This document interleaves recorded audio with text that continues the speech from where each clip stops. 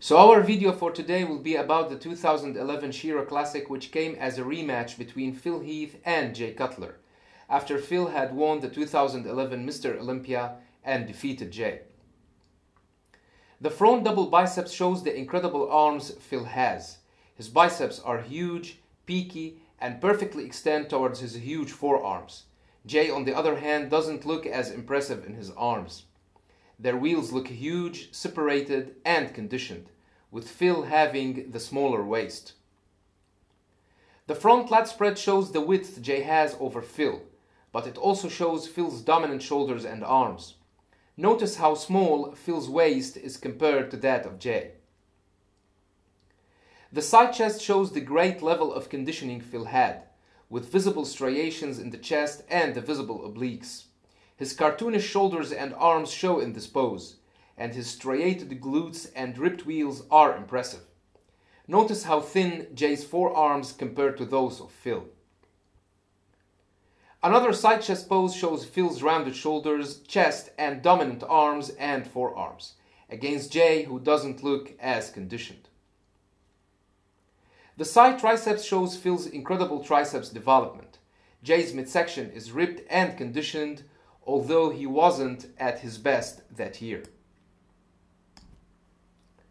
The back double biceps is one of Phil's most powerful poses. His lats, although not as wide as those of Jay, yet pack a lot of ripped muscles. His traps are huge and his rounded shoulders perfectly connect with his lats. The peak in his biceps and the striations in the triceps with the visible brachialis add to the perfection of this pose. His glutes are incredibly striated and his hamstrings are ripped, against Jay, who is not as sharp or as conditioned. The lat spread shows that Jay's lats are wider, but everything else goes to Phil. Phil's traps look incredible and extend from his neck towards his lower lats. His overall conditioning is reflected in the striations and the lines in his glutes and hamstrings, which overshadow Jay in this pose. The abs and thighs shows Phil's great conditioning with the visible obliques and the ripped abs. His midsection looks tight with no symptoms of the bubble gut that year. Jay also shows a ripped midsection, but he couldn't match Phil's conditioning that night. The most muscular shows Phil's impressive traps, inhuman shoulders and arms, striated chest and ripped midsection. His wheels look huge, separated and conditioned, against Jay, who also hits an impressive pose but nowhere close to that of Phil.